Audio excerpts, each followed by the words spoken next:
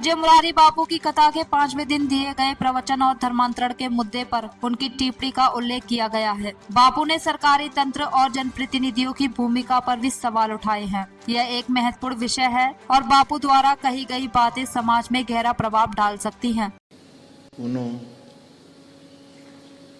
परेश आ बधी टीम जे काम करे छे ने जेना नाम मने ना आवडता होय बधा ज आमां शामिल छे।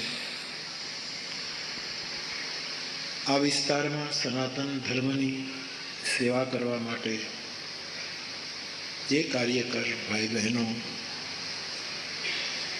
वर्षों पोताना अर्पण करीने सेवा करी रह्या छे ते सौ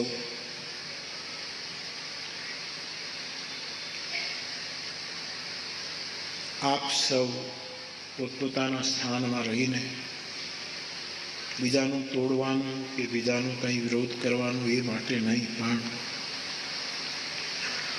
सनातन धर्मनी रक्षा करवा माटे जे समर्पण भावथी काम करो छो ए बधा ज भाई बहनों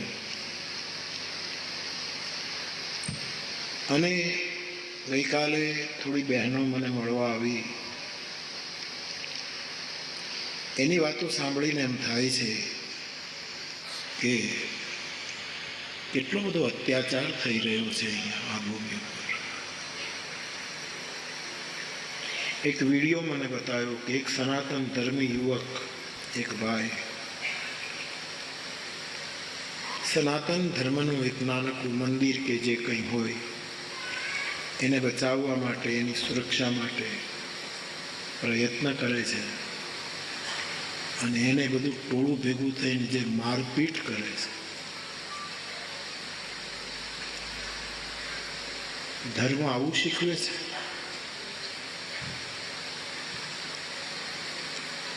बे त्रण बहनों एम पण कह्युं के बापू एक नानकड़ो ओटो बनावी नवे अमारा देवताओं नक्की करी पत्थर मूकी ना अमारा हनुमान जी ना अमारा हाँ एवं करीने अमारी श्रद्धा समर्पित करीए छीए। त्यां आपणो ज आ समाज आवीने એ બધું તોડી નાખે છે અને ત્યાં એમનું દેવળ પછી કોઈ દેવી એનું સ્થાપન કરી દે છે। મેં પૂછ્યું કે તમે આના માટે સવિનય વિરોધ કરો છો કાનૂની પગલાં જે કંઈ तो તમે કોર્ટમાં જઈએ છીએ તમારા નેતાઓને પૂછો છો તમારા ધારાસભ્યોને સાંસદોને તો કે બધા જ એ ધર્મના છે કોઈ અમારું સાંભળતું નથી। મેં સંઘના ભાઈઓ મારી પાસે બેઠા હતા એને એમ કહ્યું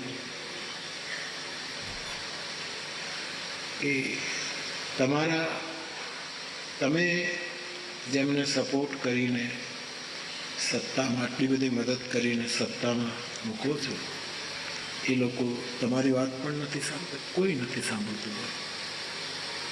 पुलिस में फरियाद करिए तो पुलिस फरियाद लीधी नथी कलेक्टर ने अरजी करिए तो कलेक्टर अरजी दबावी राखे छे। कीधुं तमारा धारासभ्य तो बधा ई ज छे बापू अहींथी सीटों मेळववा माटे गमे तेम करीने सत्ता क्यारेक क्यारेक सतने केटलुं नुकसान यद्यपि सतने नुकसान न थाय पण सतनी केटली मोटी अवहेलना थाय छे। आप सौ आपनी रीते तमारा धर्मनुं सेवन करो कोण ना पाडे पण तमे आ बहनों दुखी थईने जे पोतानी पीड़ा व्यक्त करती हती मारी व्यासपीठ तमारी निंदा करवा माटे नथी आवी तमारो विरोध करवा माटे नथी आवी पण मारा हिंदू समाजने पण जागृत करवा माटे ने तमे पण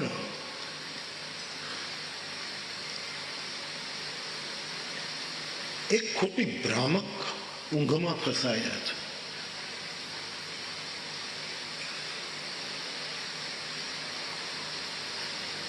आमांथी समाज बहार आवे પીડા સાંભળીને આપણને દયા આવે છે કે આટલું બધું. લગભગ 70-30નો રેશિયો છે કે 70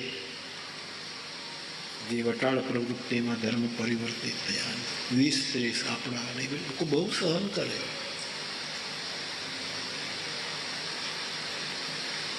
કોઈ સાંભળતું જ નથી,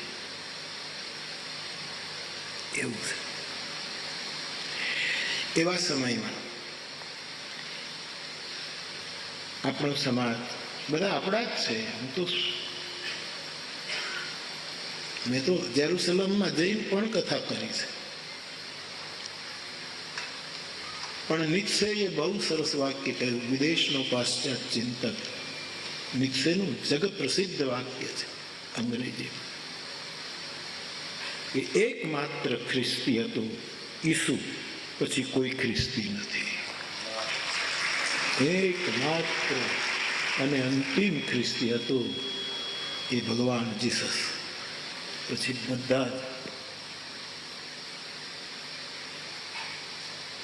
પોતાના મૂળ પુરુષના વચનોને ચૂકી અને જેમ ફાવે. અને તમે કોને મારો છો? તમારા જ ભાઈઓને. કાલે એક યુવક કેટલો કહેતો હતો, બાપુ હું કેટલું લડું છું, એકલો માણસ. અને આ કૌરવો અને પાંડવો જેવું અમારું ગૃહયુદ્ધ શરૂ થાય છે, ગ્રામ યુદ્ધ શરૂ થાય.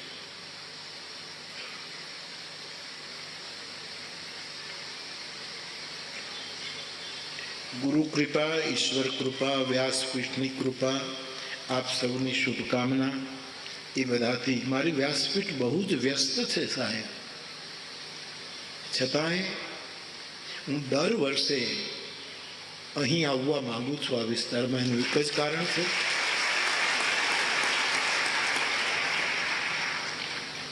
કે વિશેષ જાગૃતિ આવે.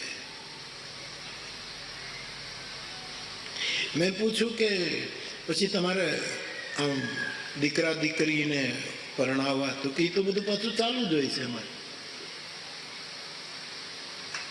પણ અમારા દીકરો સનાતની, અમે હિન્દુ, અને બીજા છે એ ઈસાઈ છે. એના ઘરની દીકરી અમારા ઘરમાં આવે એટલે અમારા બધા જ દેવસ્થાનોને ફેંકી દે. પોતાની માતાજીના દર્શન કરવા હોય તો આ ભાઈ બહેનો એક માટકામાં છુપાવીને રાખે છે ને, એમાં અગરબત્તી કરે. કારણ કે આ લોકો જોઈ જાય તો આવીને તોફાન કરે. આ ધર્મ કર્મ નથી, આ એક પ્રકારનો આતંક છે, આતતાયી કૃત્ય છે. એવા સમયે મારી તો આટલી સેવા હોય છે કે હું આવું, આપને મળું, આપની વાતો સાંભળું. મેં તો કહ્યું કે સરકારોને કહો, તમે એની પાસે જઈ સમય માંગીને કહો કે હકીકત આ છે, આવું થઈ રહ્યું છે. કે બાપુ નથી કાંઈ થતું. આ મોટી મોટી કરુણા છે, મોટી કરુણા. પણ તમારું કોઈ સાંભળે કે ન સાંભળે, તમારો મોરારી બાપુ સાંભળશે. મારે આ બે કાન નથી, 10 દિશાઓ મારા કાન છે.